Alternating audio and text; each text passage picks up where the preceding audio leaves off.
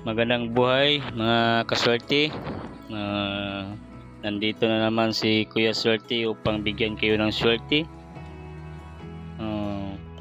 Ibabagi ko naman itong mga pamutol sumpa. Ito naman mga kaswerte ay yung nakaraang yung unang video ay about sa pagkuha ng tubig nito na pwede nating gamitin para matanggal o maputol yung sumpa. Ito naman ay ibang pamamaraan naman ito.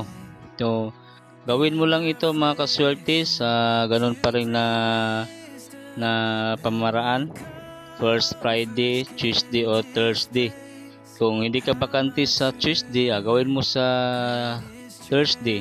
Kung hindi ka bakante sa Thursday, gawin mo sa Friday. So, once a month lang ito siya gawin mo mga kaswerte upang talagang malinisan yung ating mga aura sa ating nakapalibot sa ating espiritu. Ngayon mga kaswerte, malinis na niyog. So, katulad nito mga kaswerte, hindi buko niyog talaga, kulay brown. No? So, ang gawin natin dito mga kaswerte, hahanap tayo ng lugar na pwede nating pagtapunan nito. Buo ito buo. Pwede nating pagtapunan nito ng halimbawa yung pabalik tayo sa ating bahay na hindi natin madaanan ulit. Yun yung target natin na area.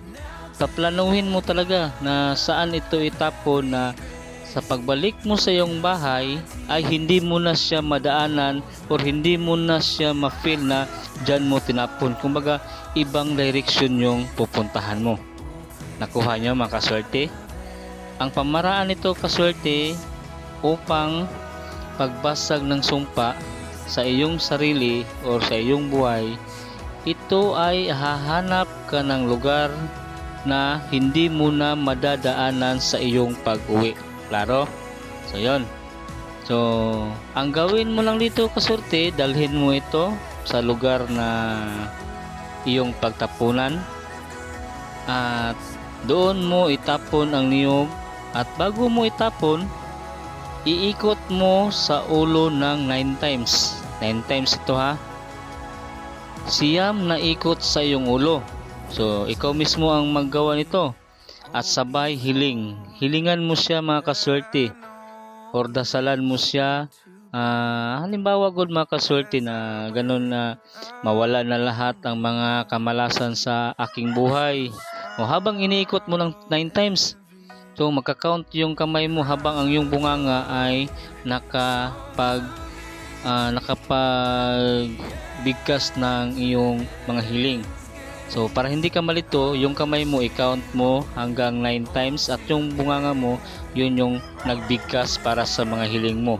So, halimbawa, sabihin mo na mawala na lahat ang mga paghihirap ko, mawala na lahat ang mga kamalasan ko sa buhay, mawala na lahat ang mga taong nananakit sa akin, mawala na lahat. Lahat mawala na. Yun. Pagkatapos mong ma-feel yung mga hiling mo mga kaswerte, ito ay itapon mo ng hindi mo siya tingnan. Pagtapon mo, halimbawa itapon mo sa ilog, hindi mo na siya tingnan sa pag-uwi mo. Diretso ka na dyan pauwi sa iyong bahay at huwag ka nang lilingon. At wag ka nang babalik sa iyong dinaaran. Hahanap ka ng direction or nakaplano na yan na dyan ka dadaan pag-uwi na hindi mo na siya madaanan pagbalik. So, ito mga kaswerte, effective din ito sa pagbasag ng sumpa. Kung ikaw ay sinumpa, meron kang karanasan, sinumpa ka na kahit anong pagsisikap mo, mahirap pa rin. Ito gawin mo, mabasag ang sumpa mga kaswerte, tiyak papasok lahat ng mga swerte sa iyo. So, I hope mga kaswerte, nakadagdag na naman ito ng idea sa inyo upang mabasag yung sumpa sa ating kahirapan.